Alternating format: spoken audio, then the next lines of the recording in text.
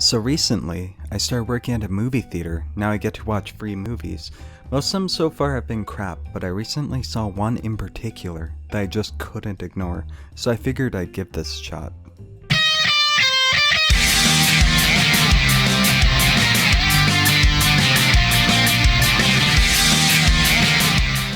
So, what did I think of the movie? Well, it sucked. It was completely inappropriate for children. It was chock full of sexual innuendos, blatant advertisements, and terribly misused celebrity voices, and just hideous animation all around. Charlie Sheen is Dex. When in doubt, just do the right thing. With Hilary Duff. Listen, tough guy, doesn't mean that I couldn't kick your butt. Eva Longoria. I've got a hot case for you. Wayne Brady. I'm your best friend, Daredevil Dan. And Christopher Lloyd. Somebody, or did I recall? Oh wait, this is the wrong movie. Hello? I'm here to ask you some questions about a case. Then they should have gotten a real cop to solve it. You are under arrest. For what, hurting your feelings? You are a key witness. No, he is. Hey! Zootopia was actually really good in basically every aspect. It is the new Disney film about a society of furries.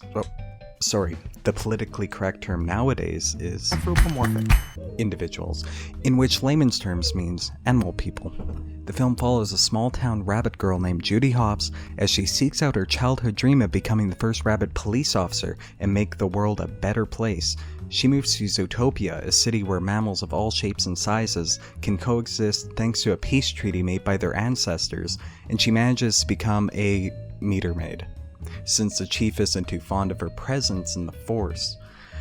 They strike a deal that she has 48 hours to find Emmett Otterton, one of the 14 missing persons, or she will be forced to resign. Luckily for her, she's got a lead, Nick Wilde, a con artist fox, and luckily, he's been evading his taxes, so she can blackmail him into helping her. Oh, that is quite the mouthful. And that's just the setup for the rest of the movie. Yes, this movie is quite jam-packed with stuff considering it's a family movie, but the great thing is, it actually works. Most family movies nowadays seem to assume that they need to be overwhelmingly simplistic and short because I guess every kid in the world has terminal ADHD. Excuse me. I think your use of the word terminal is incorrect. I think you're trying a bit too hard to be funny. Hey, if you have a problem, you can make your own review videos. Also, how the hell did you get in here? This is a barricaded area. Doesn't matter anyways. Anyways, this movie has a runtime of 108 minutes, whereas most animated films seem to be about 90 minutes in length, likely due to how expensive they are to make. However, I often find myself disappointed that these movies never have enough of a runtime to make a fantastic movie, and even with a small runtime, they often end up feeling thin and pointless. The Good Dinosaur. But this film, I would say, is the most satisfying film in that regard. It does everything right. It does have some very obvious real-world messages in it that touch on topics such as racism, politics, and even the media's use of fear as a tactic of being in power, but these are all integrated into the movie, and most importantly, into the world that's been created. But I'll get into that more a little later on. You ready to make the world a better place? Bad news in this city gripped by fear. What can you tell us about the animals that went savage? Are we safe? This is priority 1. Hobbs, parking duty. Sir, I'm not just some token bunny. You strike out, you resign. Deal. At the showing I went to, there were a lot of families there, which is understandable, and for the most part, none of the kids really took away from the movie experience. Except the babies. Yes, people think that just because it's a family movie, you can bring your annoying little demon spawn to the theater. Don't. Don't do it. You're dumb. You're dumb if you bring your baby to the theater. There's no such thing as a baby movie. Do you think babies enjoy being quiet and staying still for a couple hours? Sure, when they're napping maybe, which is never going to happen in a movie theater. So yes, bring your kids, bring your dog, bring grandma to this movie, I don't care. Just as long as you leave the babies at home. Hopefully not alone though, that's an equally bad idea. Anyways, I suppose I'll start with what I would consider the film's weaknesses. Oh, right. I found the scaling on the animals to be a bit strange at times. I understand it's exaggerated as a stylistic choice, but it just seems really weird that mice are like ants in comparison to the rabbit, who is rather small herself, and the fox is barely any taller than her, and the bull guy's like 12 feet tall. I think it was actually about the same height as the elephant characters. And although I do like the choice of making the animal people in this movie more animal-ish, sometimes they're more that way than others. There was a polar bear lady, for example, who seemed to be the only female character in the movie with no boobs whatsoever. The only point in which anyone could tell was when she first spoke, which I'm sure I wasn't the only one a bit surprised, but the one scene that had me a bit dumbfounded was the nudist stoner hippie scene. But I was just nitpicking a bit there. I absolutely love this movie. It's probably my favorite animated movie of all time. Yes, better than Wreck-It Ralph, The Lion King, Up, Shrek, and even that other furry movie that was shockingly fantastic. The animation itself is top-notch, with impressive-looking fur, water effects such as rain, glass, and every frame of this movie is just gorgeous to gawk at. I mean, animation's not easy. Just look at this drawing I did of the main characters. It's not nearly as good, right? And they managed to make them look like this for an entire movie's duration. Anyways, there's a number of jokes that really hit the mark, such as Hops being really good at math because rabbits are great at multiplying. And the movie's main song was also pleasantly inoffensive, in my opinion, if you know what I mean. There's plenty of other radio-friendly songs that really wouldn't work in the slightest, but they thankfully have one here that worked for the movie and its main demographic, and it didn't make my ears bleed.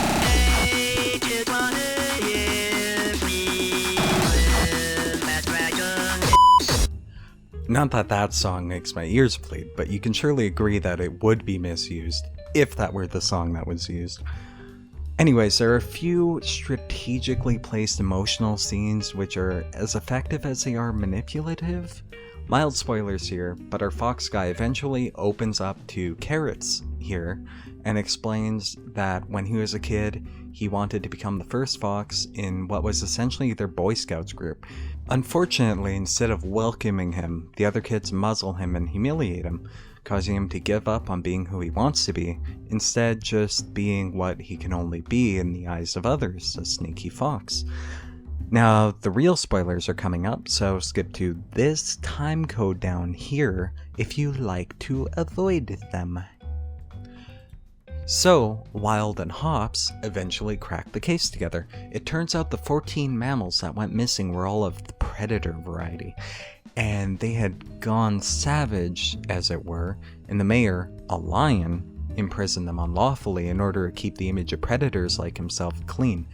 Hops decides that it must just be a matter of natural biology, which causes chaos and panic in the city and maims her friendship with Mr. Wild. She does what any motivational protagonist would do and sets things right by giving up and heading home, where she accidentally discovers the actual cause of the outbreak, which turns out to be toxic plants called night howlers, which were previously mistaken to be actual timber wolves. It turns out her sheep friend had been targeting specific predator species people to cause a public scare and oppression towards the predators so she could be in power. All of this sounds pretty on the nose, but it does at least make sense.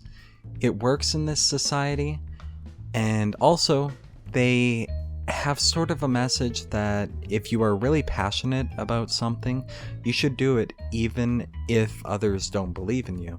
But it's not done in that dumb, you can do anything you put your mind to way, but more in a realistic way, where characters are still limited by their physical size and capabilities. And I love that. It shows they actually thought about that point of the movie before doing it, not just forcing it somewhere. Now, I knew this movie would explode amongst furries instantaneously without anything extra needed to do. I mean, these are people who still obsess over Balto.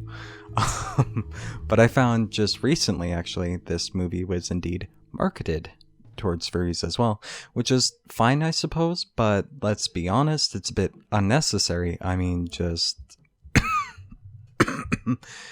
Yeah, the movie just came out. 283 results. I mean, it isn't My Little Pony levels of growth, but still.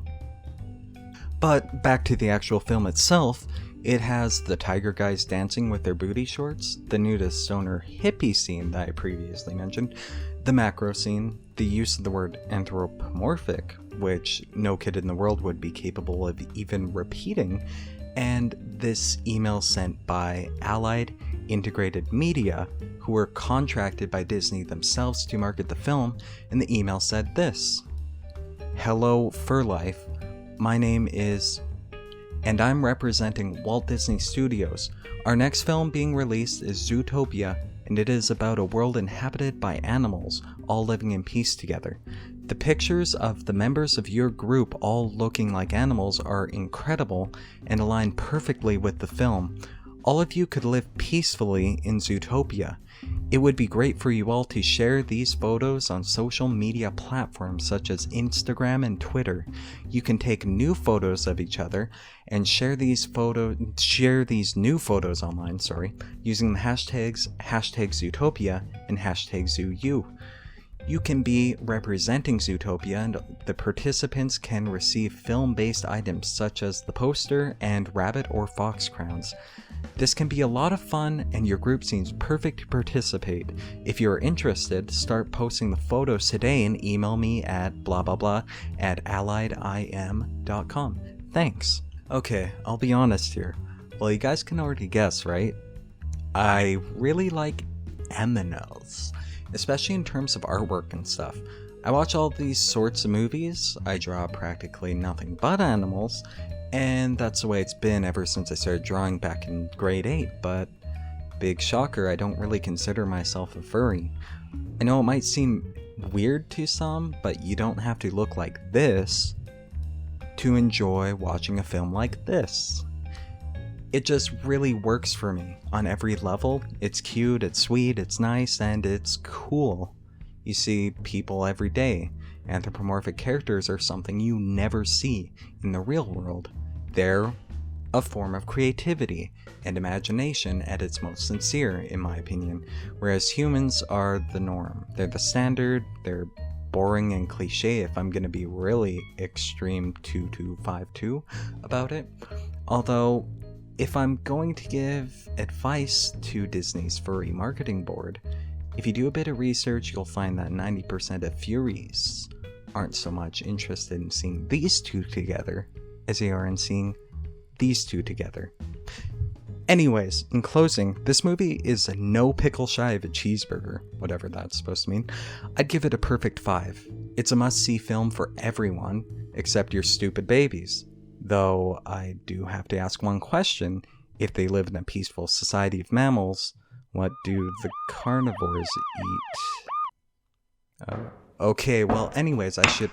Hello? You are under arrest. Shh. Be very quiet. I'm hunting rabbits.